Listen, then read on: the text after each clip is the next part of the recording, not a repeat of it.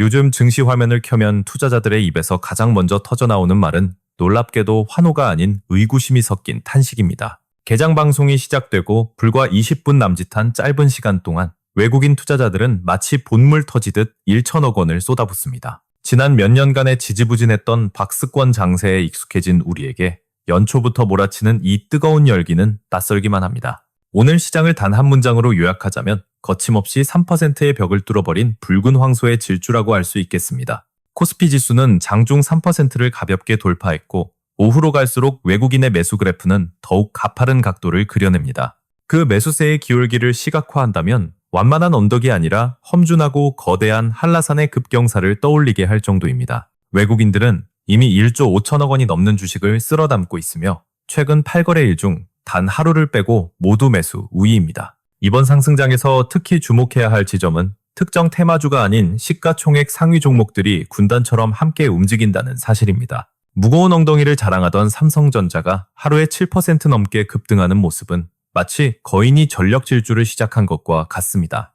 SK하이닉스 역시 글로벌 투자은행의 목표주가 상향 리포트를 연료 삼아 반도체 투톱으로서 강력한 엔진을 가동하고 있습니다. 하지만 이 거대한 파도는 반도체라는 둑을 넘어 원전과 현대차 같은 대한민국 대표 대형주들까지 동시에 들어올립니다. 시가총액 상위 10개 종목의 시세판이 전부 붉은색 상승불을 켜는 그야말로 안 오르는 게 없는 전면적인 강세장입니다. 역설적이게도 이렇게 뜨거운 시장 한가운데서 개인 투자자들은 환호보다는 깊은 고민과 불안에 잠기곤 합니다. 지금의 상승폭이 너무 가파르다는 공포감과 지금이라도 팔아서 수익을 확정해야 하는지 묻는 심리적 갈등이 시작됩니다. 그러나 시장을 분석하는 냉철한 전문가들의 시선은 개인들의 막연한 불안감과는 조금 다른 곳을 향하고 있습니다. 지금 반도체 주가가 뛰는 현상은 단순한 수급 테마가 아니라 실적에 대한 거대한 기대치가 숫자로 증명되려는 순간입니다. 작년 연말 글로벌 투자은행들이 내놓았던 삼성전자의 영업이익 전망치가 이제야 비로소 시장 가격에 반영되고 있는 과정입니다.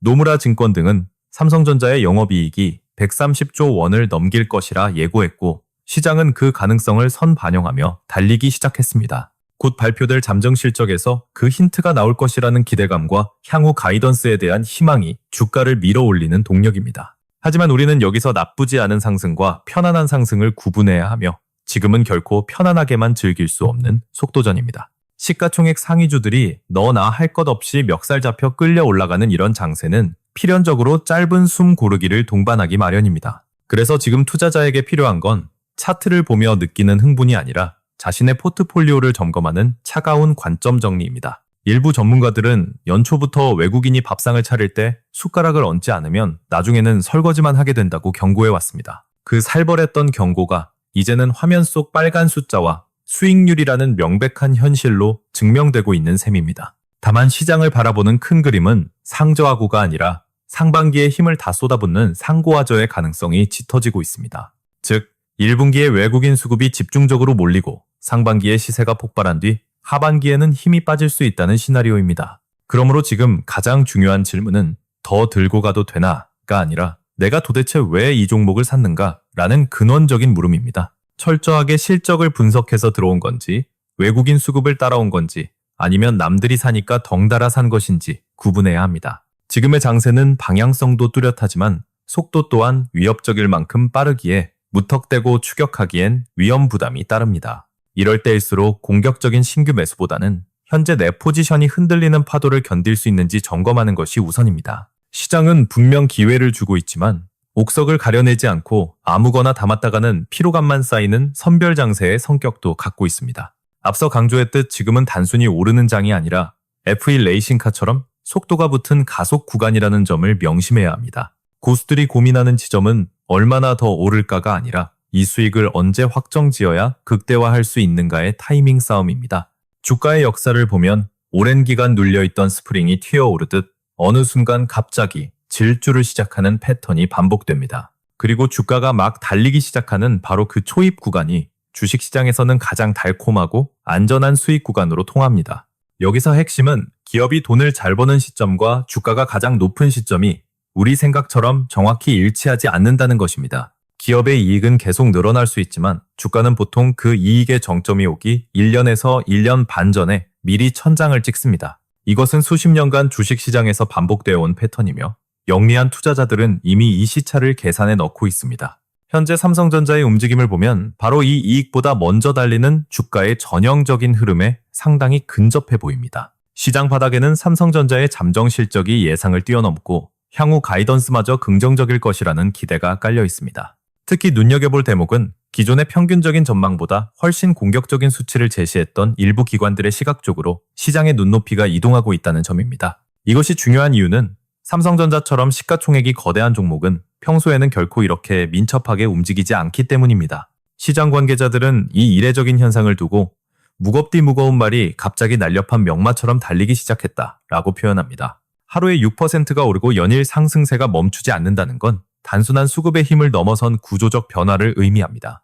즉, 시장은 삼성전자가 이제 본격적인 실적 성장 사이클, 그 거대한 궤도에 진입했다는 강력한 신호로 해석하고 있습니다. 다만 이 뜨거운 축제 분위기 속에서도 냉정하게 확인하고 넘어가야 할 경고등이 하나 켜져 있습니다. 바로 RSI, 즉 상대 강도 지수인데 통상 70을 넘으면 과열로 보는 이 지표가 삼성전자는 이미 80을 뚫고 올라갔습니다. 기술적인 관점에서만 본다면 단기적으로는 분명히 엔진이 과열되어 냉각수가 필요한 구간에 진입했다는 뜻입니다. 그래서 지금은 무조건 사면 된다는 맹목적 믿음보다는 잠시 숨을 고르는 타이밍을 기다리는 것이 더 합리적인 전술입니다. 그렇다고 해서 이 거대한 상승 추세 자체가 꺾였다거나 끝났다고 판단하기에는 아직 이릅니다. 반도체 업종 전체를 조망해보면 삼성전자와 SK하이닉스라는 두 개의 태양이 시장을 강력하게 비추고 있기 때문입니다. 삼성전자는 5개월 연속 양봉을 그리며 신고가를 갈아치우고 있고 불과 2주 전에만 샀어도 20% 수익이 찍혀 있습니다. SK하이닉스 또한 시가총액 500조 원을 돌파하며 거침없는 기세로 시장의 주도권을 장악했습니다. 한때 시총 2위 자리를 다투던 LG에너지솔루션과의 격차는 이제 5배 이상 벌어지며 완전히 체급이 다른 선수가 되었습니다. 하지만 여기서 반드시 짚고 넘어가야 할 점은 반도체라고 해서 모든 종목이 다 같이 축포를 터뜨리는 건 아니라는 사실입니다. 지금의 장세는 반도체 투톱, 즉 삼성전자와 SK하이닉스가 앞에서 끌고 가는 형국이지 낙수 효과가 모두에게 퍼진 것은 아닙니다. 소재, 부품, 장비, 이른바 소부장, 기업들은 종목별로 희비가 엇갈리는 철저한 차별화 장세가 펼쳐지고 있습니다. 이오테크닉스나 일부 장비주들이 개별 호재로 강세를 보이고는 있지만 나머지 중소형주들은 아직 그 온기를 다 받지 못했습니다. 결론적으로 지금 시장은 대형주는 질주하고 중소형주는 옥석 가리기가 진행되는 온도차가 뚜렷한 이중적 구조입니다. 이런 국면에서는 반도체니까 무조건 오른다는 아니란 접근보다 돈의 힘이 정확히 어디로 쏠리는지 냉정하게 구분해야 합니다. 이쯤 되면 화면을 지켜보던 시청자들의 마음속에는 지금이라도 올라타야 하나 아니면 이미 늦은 건가라는 질문이 맴돕니다. 이미 저만큼 달아나버린 주가를 보며 지금 진입했다가 혹시라도 상투를 잡는 것은 아닐까 하는 공포감은 당연한 본능입니다. 하지만 이에 대한 정답은 여러분이 이 주식을 단기 시세 차익용으로 보는지 장기 동행용으로 보는지에 따라 완전히 달라집니다. 만약 긴 호흡으로 가져갈 생각이라면 한 번에 몽땅 사는 것이 아니라 매달 월급처럼 쪼개서 사는 분할 매수가 유효합니다. AI 메모리 반도체 사이클은 2026년까지 길게 이어질 거대한 흐름이기에 장기적으로는 지금의 가격도 허리 아래일 수 있습니다. 반면 조금만 흔들려도 무서워서 팔 것 같다는 심리라면 지금은 변동성이 극대화된 구간이기에 진입을 참는 게 맞습니다. 지금처럼 가속도가 붙은 구간은 타이밍을 맞추기가 신의 영역에 가깝고 내릴 때의 공포감은 오를 때의 환희보다 더 크기 때문입니다. 이럴 때일수록 흔들리는 차트가 아니라 기업이 벌어들이는 돈의 가치, 즉 밸류에이션이라는 탓을 확인해야 합니다. 주가가 많이 올랐지만 이익 전망치도 함께 급등했기에 PER 기준으로 다시 계산해보면 여전히 비싸지 않다는 계산이 나옵니다. 시장의 현명한 돈들은 보수적인 평균치보다 더 공격적인 실적 서프라이즈 가능성에 무게를 두고 베팅하고 있는 중입니다. 이미 수익을 내고 있는 보유자라면 적어도 다가오는 잠정 실적 발표와 2분기 초반까지는 느긋하게 흐름을 즐겨볼 만합니다. 물론 실적이 발표되는 날 뉴스에 팔아라는 격언처럼 단기적인 차익 실현 물량이 쏟아지며 출렁일 수는 있습니다. 하지만 우리는 그 출렁임을 추세의 붕괴가 아니라 대기하고 있던 매수 세력이 들어오기 위한 정거장으로 해석해야 합니다. 왜냐하면 지금 시장 뒤편에는 조정이 오기만을 기다리며 입을 벌리고 있는 거대한 대기 자금들이 포진해 있기 때문입니다. 특히 외국인 지분율을 보면 현재 52% 수준으로 과거 호황기 때의 56%와 비교하면 아직도 채워 넣을 빈 공간이 넉넉합니다. 주가가 떨어지면 외국인이 그 빈 공간을 메우러 들어올 것이기에 하락폭은 제한적일 것이라는 수급의 안전판이 깔려 있습니다. 여기서 흥미로운 반전은 오늘 외국인들이 가장 탐욕스럽게 사들인 종목이 삼성전자가 아닌 두산에너빌리티였다는 사실입니다. 한국전력과 각종 전력 설비 관련주들이 외국인 순매수 상위권에 대거 포진하며 반도체 못지않은 뜨거운 관심을 받았습니다. 이것은 단순히 개별 이슈가 아니라 AI 시대의 가장 큰 병목은 결국 전력이라는 글로벌 테마와 정확히 맞닿아 있습니다. AI 칩이 늘어나고 데이터 센터가 거대해질수록 전기는 부족해질 수밖에 없기에 원전과 전력망은 선택이 아닌 필수제가 됩니다. 다만 여기서 계산기를 냉정하게 두드려보면 원전과 전력 관련주들의 몸값은 결코 싸다고 말할 수 없는 영역에 와 있습니다. 이미 기대감이 주가에 상당히 녹아있기에 테마성 급등은 나올 수 있어도 장기적 안정감은 여전히 기술주가 우위입니다. 실제로 밸류에이션 매력을 따져봤을 때 삼성전자나 하이닉스보다 더 저평가된 전력 관련주를 찾기는 하늘의 별 따기입니다. 결국 에너지는 화려한 불꽃놀이 같은 테마의 영역이고 반도체는 꾸준히 길을 밝히는 등대 같은 중심축 역할을 하고 있습니다. 이제 시선은 또 하나의 거대한 축, 30만 원이라는 심리적 저항선을 뚫고 안착한 현대차 그룹으로 자연스럽게 이동합니다. 지난주 시상식에서도 언급되었듯 현대차는 이제 단순한 자동차 제조사가 아니라 로봇과 미래산업의 교집합으로 불립니다. 글로벌 경기 침체 우려 속에서도 현대차를 긍정적으로 보는 이유는 반도체와는 결이 완전히 다른 투자 포인트 때문입니다. 반도체가 이익이 폭발적으로 늘어나는 턴어라운드 스토리라면 현대차는 완만하지만 단단한 재평가의 영역에 있습니다. 자동차 시장 자체는 이미 성숙기에 접어들어 폭발적 성장이 어렵고 전기차의 신선함도 예전보다는 많이 희석되었습니다. 그런데도 주가가 오르는 건 시장이 현대차를 차를 파는 회사에서 미래 모빌리티 플랫폼으로 격상시켜보고 있기 때문입니다. 지금 현대차에 붙는 프리미엄의 정체는 당장의 실적이 아니라 전기차 그 너머에 있는 로보틱스와 피지컬 AI입니다. 자율주행부터 물류 로봇, 그리고 인간과 상호작용하는 AI 시스템까지 아우를 수 있는 기업은 전 세계적으로도 드뭅니다. 제조 능력과 막대한 자본, 그리고 기술력을 동시에 갖춘 실체 있는 로봇 플레이어로서 현대차가 재조명받는 것입니다. 여기에 시장 평균보다 훨씬 낮은 PER과 4~5%에 달하는 배당 수익률은 투자자들에게 든든한 방패막이 되어줍니다. 그래서 현대차는 불안한 시장에서 계좌를 지켜줄 방어주이면서 동시에 미래 성장의 꿈을 꿀 수 있는 독특한 위치를 점유합니다. 다만 로봇 관련주 전체를 볼 때는 화려한 뉴스 헤드라인과 실제 기업의 통장 잔고 사이의 괴리를 주의해야 합니다. 로봇 산업은 미래의 청사진은 눈부시지만 정작 지금 당장 큰 돈을 벌어들이는 회사는 손에 꼽을 정도로 적습니다. 핵심 부품 기업들조차 치열한 경쟁과 저가 수주 탓에 마진을 남기기 어려운 구조적 한계를 안고 있는 경우가 많습니다. 따라서 로봇은 이벤트에 따라 움직이는 테마로 접근하되 투자의 본질은 로봇을 품을 수 있는 플랫폼 기업에 두는 게 현명합니다. 자, 이제 시야를 조금 더 넓혀서 주말 사이 지구 반대편 베네수엘라에서 날아온 지정학적 뉴스를 짚어볼 차례입니다.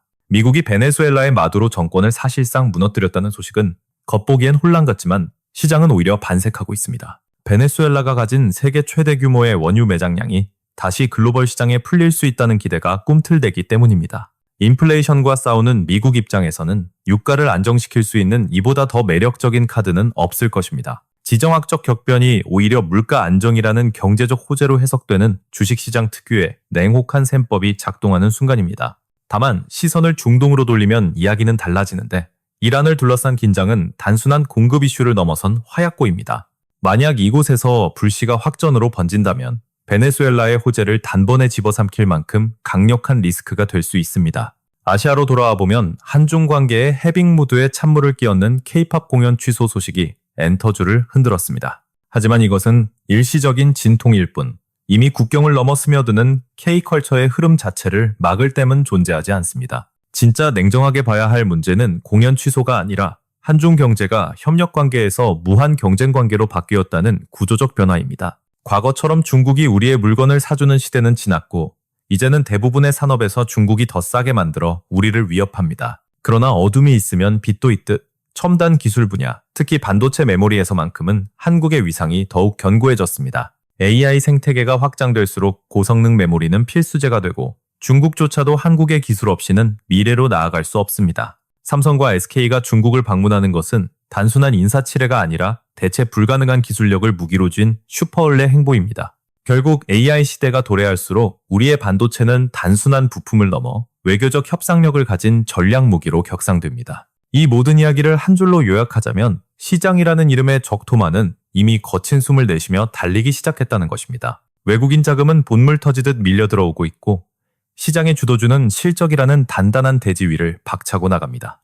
물론 단기 과열에 따른 흔들림은 있겠지만 이것은 추세의 이탈이 아니라 더 멀리 가기 위한 근육의 이완일 뿐입니다. 지금의 장세는 막연한 기대감으로 오르는 거품이 아니라 숫자가 증명하고 구조가 뒷받침하는 근거 있는 상승입니다. 이제 남은 과제는 이미 저만치 앞서 나가는 대장주와 이제 막 신발끈을 묶고 있는 후발주자를 명확히 구분하는 눈입니다. 멍하니 구경만 하기에는 너무나 역동적인 이 시장에서 여러분은 과연 어떤 말의 등에 올라타 수익을 질주하시겠습니까?